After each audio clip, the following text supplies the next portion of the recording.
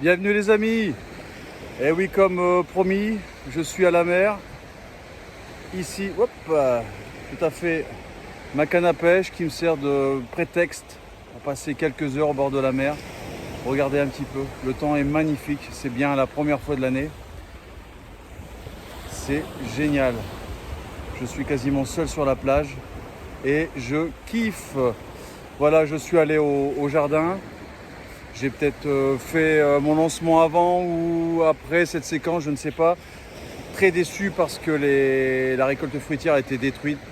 Toutes les fleurs qui étaient sur les arbres ont été détruites. Et donc cette année, pareil. Aucun fruit, mais on s'en fiche. La nature est là, le beau temps est revenu. Les arbres sont en bonne santé et il y aura d'autres années à n'en pas douter. Il faut faire confiance à la nature. Je passe quelques heures ici et puis si je ramène un poisson c'est formidable, mais tous les éléments sont réunis pour que voilà, je ne puisse pas en ramener. C'est pas la bonne heure, c'est pas la bonne marée, rien n'est bon. Mais voilà, je suis ici aujourd'hui et pas un autre jour, donc voilà, je kiffe l'instant présent. Allez, si c'est pas déjà fait, je vous montre l'état du jardin actuellement. C'est la forêt vierge, mais on s'en fout, ça profite quand même à tout un tas de petites bestioles, d'animaux, etc. Et puis c'est la vie. Allez, c'est parti les amis.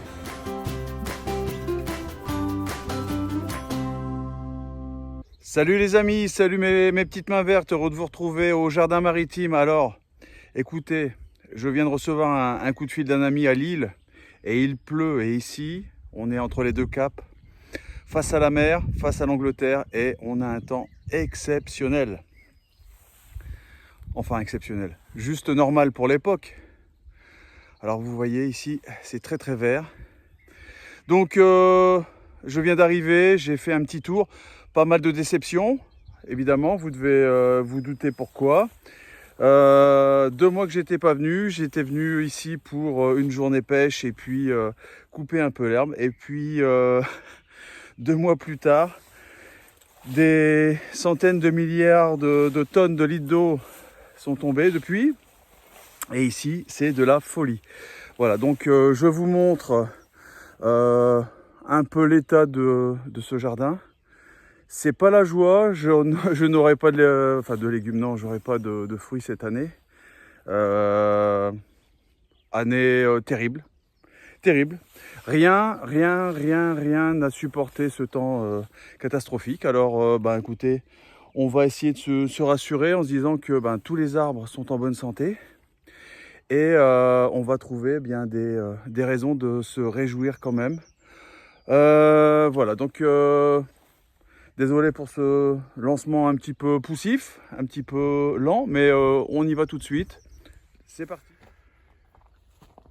Allez, on y va, c'est parti les amis, mes petites mains vertes, regardez, 2 mois d'absence, où de toute façon c'était pas la peine de venir pour tondre, trop de pluie, c'est la jungle. Voilà, c'est la jungle. Donc là, il y a de la biodiversité. En tout cas, on ne peut pas me reprocher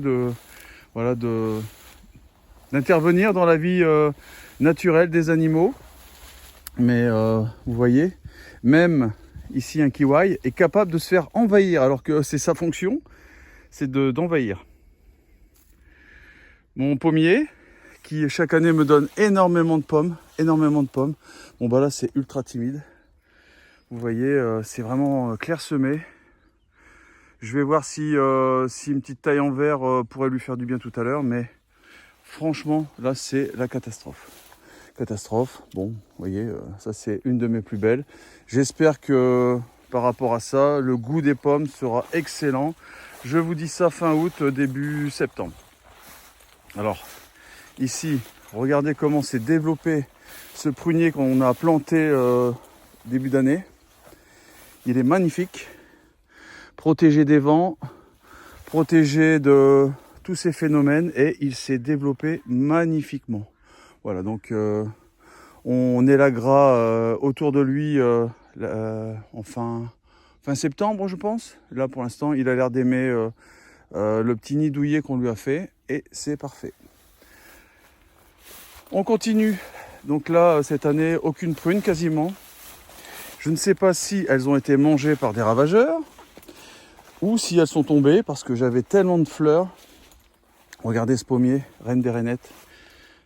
Deux petites pommes qui se battent en duel, c'est vraiment pas assez. Mais bon, bon développement, il est en bonne santé. Par contre, ici, le prunier rouge de Vim, alors qu'il avait plein de fleurs, il souffre, hein, il souffre. Pas une seule. Ici, ces arbres étaient en fleurs aussi. Bon, j'ai envie de dire que celui-là, il est très beau, mais je n'aurai pas de fruits, alors que franchement, c'était bien parti. C'était la première année de fleurissement. Mon poirier était rempli de fleurs. Regardez, une seule poire. Voilà, ça ce sont des poires à cuire. Et on va dire que les fleurs arrivent un petit peu plus tôt que les autres. Alors ici, l'année dernière, j'ai eu quelques poires. Alors encore une fois, je suis heureux. Les arbres sont en pleine santé, ils sont jeunes. Ils sont sortis d'affaires, j'ai envie de dire. Mais les fleurs n'ont pas été pollinisées ou alors elles ont été détériorées par la pluie incessante. Pareil, cette année, cet arbre est très beau. Très beau, mais pas de fruits. Le prunier ici, bon, il survit, c'est bien. Pareil, des fleurs dessus, mais cette année rien du tout. Cet arbre en très mauvaise santé, lui par contre s'est battu et m'a donné quelques petites pommes. Voilà. Le romarin en terre calcaire, regardez comment il est magnifique. Ça c'est vraiment une belle surprise. Magnifique. Et puis regardez-moi ce décor. C'est beau, hein? Je vous ferai une petite visite tout à l'heure. Donc aujourd'hui, on va aller à la pêche. Donc c'est pas une journée de travail, c'est une journée plaisir. Je vous montre simplement l'état des arbres après ces semaines et ces semaines de pluie. Ici, les artichauts, les cerisiers, remplis de boutons à fleurs, pas une seule cerise. Et des escargots, vous voyez. Mais ça, c'est terrible, hein. Alors bon, l'arbre est en bonne santé, il survit, c'est le principal. Ici, les pommiers qui m'avaient donné des pommes toute l'année dernière, 0. Pareil ici, 0 pomme. Là, ça commence à être inquiétant, mais bon, qu'est-ce que vous voulez? Le cerisier qui était plein de boutons, pareil. Peut-être une cerise dessus et encore. Est-ce qu'il y en a... Ah bah oui, regardez. Une cerise. Ici, le pommier. Alors, 2 pommes peut-être. Ouais, 2 pommes. C'est un petit peu dur à encaisser, mais bon, voilà, je vois les arbres quand même bien enracinés. Ça me fait plaisir. Le néflier, regardez. Il se bat aussi, le néflier. Et il fait des fruits, quelques fruits. Ça, c'est cool. Ici, cet arbre que je pensais voir mourir, eh bien non. Vous voyez, la partie haute est morte, mais la partie basse est vivante, ça c'est cool. Un Elagnus, chalef d'automne. Alors, il était plein de fleurs. Est-ce qu'il a eu des fruits et les oiseaux sont venus manger? Est-ce que les fruits sont tombés? Est-ce que les fleurs ont été détériorées par ce temps de dingue? Je n'en sais rien. Un poirier, bon, ça fait des années qu'il est comme ça. On le laisse survivre. J'espère qu'un jour, il me fera le cadeau. Mon pommier ici, patte de loup. Bon, l'année dernière, plein de pommes. Et cette année, rien du tout. Alors regardez comment c'est poussé ici. Comment ça s'est fourni. J'avais tout coupé il y a 2 mois, mais vraiment à ras. Et c'est vraiment comme si je n'étais jamais venu. Alors ici, des noisetiers. Encore une fois, les noisetiers, bon rien du tout. Le figuier issu de graines, bon, il grandit. J'espère qu'un jour, il va se mettre à faire des figues. Mais bon, on va le greffer d'ici là peut-être. Noisetier. Noisetier brise-vent, ça c'est bien. Alors ici, un prunier. Il était minuscule. Bon, bah il survit, il vit. Un quetch. Un pommier. Bon. Il refuse de me faire des fruits, tant pis. Hein. Ici, un mûrier. Bon, certainement quelques mûres en préparation, mais est-ce que je vais avoir le temps de les manger? Le cornouiller. Bon, il était en fleurs aussi, mais visiblement pas un seul fruit dessus. Et ici, un autre figuier issu de graines. Bon, il était magnifique en début de saison et là, il est dans un état catastrophique. Le cerisier Stark. Un poirier avec 3 fruits dessus. 4, 5. Alors qu'il est de plein vent. Les groseilliers survivent. Et puis voilà, en bordure, on va attendre l'hiver parce que si je coupe maintenant, je risque de couper des arbres que j'avais implantés cette année. Voilà, donc ici je vous montre. Vous êtes dans la baie de Vissant, entre les deux caps.